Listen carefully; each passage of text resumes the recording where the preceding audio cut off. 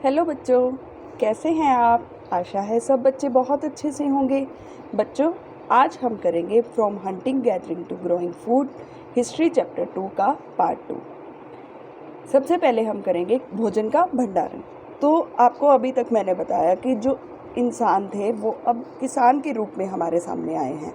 तो अभी तक जब वो किसान बन गए तो उन्होंने फसलें उगानी शुरू की। अब फसलें उगाने के लिए उनको बीजों की ज़रूरत होती थी, तो बीजों को रखने के लिए उन्होंने उनका भंडारण शुरू किया। तो उसका भंडारण वो कैसे करते थे? कई क्षेत्रों में शुरुआती लोगों ने बड़े मिट्टी के बर्तन या टोकरी या ज़मीन में गड्ढे खोदे ताकि उचित तरीके से बीज को स्टोर कर सके। और उन्होंने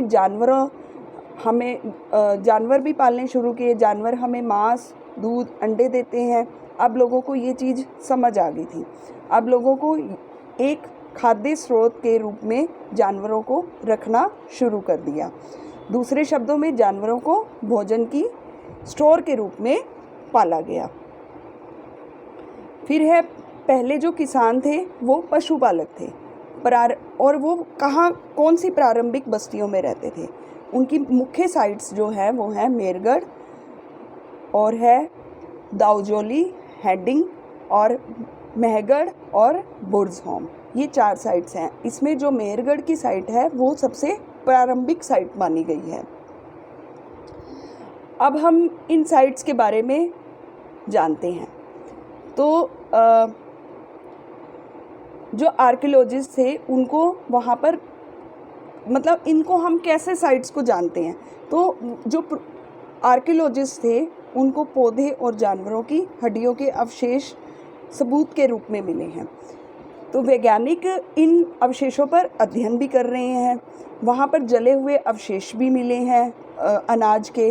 तो हो सकता है कि उन्होंने वो अवशेष जानबूझकर जला दिए हों ताकि उनके बारे में किसी को कुछ पता ना लगे। तो हो सकता है, या फिर किसी प्राकृतिक आपदा के कारण वो जल गए हों। और जो आर्कियोलॉजिस्ट हैं उनको वहाँ पर अलग अलग जानवरों की हड्डियाँ भी मिली हैं। जो वास्तविक पशु हड्डियाँ हैं वो नवपशान स्थलों पर पाई गई हैं। अब चलते हैं एक बसे जीवन की ओर। तो उनका जो बसा हुआ जीवन था वो किस तरह का था? कुछ स्थलों पर झोपड़ियों या घरों के निशान मिले हैं। उदाहरण के लिए बुर्ज़होम वर्तमान कश्मीर में है वो। और शुरुआती लोगों ने गड्ढे घरों का निर्माण किया जिन्हें ज़मीन में खोदा गया था। आपको ये पिक्चर भी दिखाई है, उसमें इस तरह के घर बनाए जाते थे। हो सकता है कि इन्होंने गड्ढे में आश्रय की व्यवस्था भी की हो और भोजन भी एकत्र किया हो, इसलिए बनाए हों। तो ये जो हमारे शुरुआती लोग थे वो इस तरह के घर बनाने लगे। अब जो आर्कियोलॉजिस्ट हैं उनको चूल्हे के निशान भी मिले हैं। बहुत झोपड़ियों के आसपास, घरों के आसपास चूल्हे भी मिले हैं। तो वो चूल्हे कहाँ पे? उस पर वो अपना खाना बनाते थे। तो वो जो चूल्हे हैं वो मौसम के अकॉर्डिंग यूज़ करते थे। तो वो जो चूल्हे हैं वो घर के अंदर भी मिले हैं और घर के बाहर भी मिले हैं। तो जो खाना था वो घर के अंदर और बाहर दोनों तरह से वो बना लेते थे अकॉर्डिंग टू मौसम। नवपशान उपकरण। अब उपकरण जो थे वो नए रूप में हमारे सामने आए। वो क्या नया रूप था? जो पहले के उपकरण थे उनकी तुलना में वो बहुत अच्छे थे। उसमें बहुत ज़्यादा डेवलपमेंट हो गई थी, तरक्की हो गई थी। तो वो कैसे अच्छे थे? उनकी जो एज थी वो भी बहुत तेज़ थी और तेज़ धार वाले थे।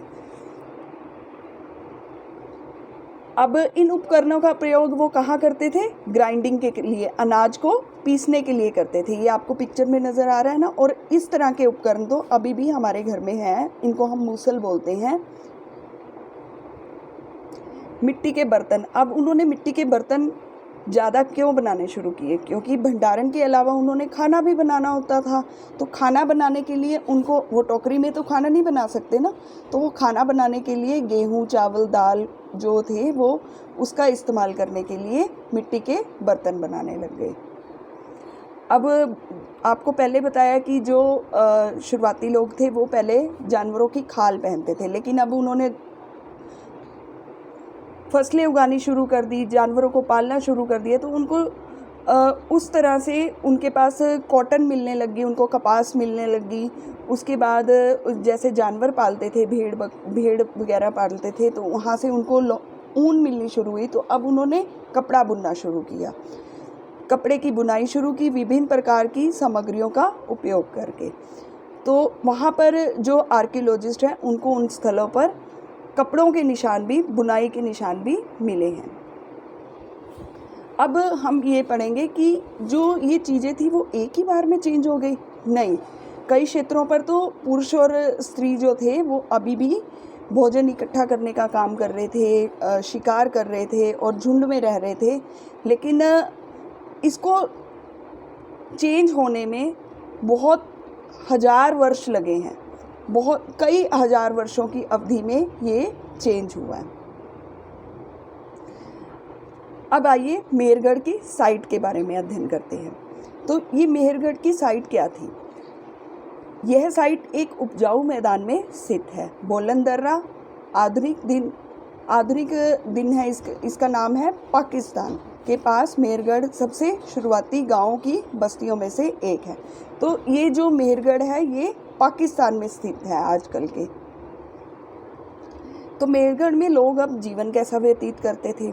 यहाँ के लोग जो थे वो गेहूँ और जौ उगाना सीख लिया था, उन्होंने भेड़ बकरियाँ पालना सीख लिया था, उनको कंट्रोल करना सीख लिया था, जानवरों को कैसे कंट्रोल करना है और उनका पीछा करना सीख लिया था। तो ये हमें कहाँ से पता लगता है? आर्कियोलॉजिस्ट को ये भी पता लगा है कि वहाँ पर उनको अवशेष मिले हैं अलग अलग जानवरों की हड्डियों के। इससे हमें पता लगता है कि उन्होंने अलग अलग जानवर पालने शुरू कर दिए थे। अब लोग रहते कहाँ पे थे? यहाँ के लोग अब उन्होंने मकान बना लिए थे। मकान कैसे थे? ये चौकोर थे और आयताकार घर के अवशेष मिले हैं। प्रत्येक घर में 4 या अधिक डिब्बे, जिनको हम कमरे बोलते हैं, उसमें थे और कुछ को भंडारण के लिए इस्तेमाल किया जाता था और कुछ में वो रहते थे। जब कुछ की मौत हो गई तो क्या हुआ? जब उनमें से कोई मरता था तो क्या करते थे वो? तो जब लोग मर जाते थे तो उनके रिश्तेदार और दोस्त आमतौर पर उन्हें सम्मान देते थे। तो पुरातत्वविद हैं जो उनको इस स्थलों पर बहुत से लोगों के दफनाने के अवशेष भी मिले हैं। लोगों ने भोजन और कपड़ों के जार के साथ अपने मृत परिवार के सदस्यों को दफनाया है। उनका मानना था कि मृत्यु के बाद व्यक्ति दूसरी दुनिया में प्रवेश कर लेता है। तो बच्चों, आशा है कि आपको ये लेसन बहुत अच्छे से समझ आ गया होगा। Thank you.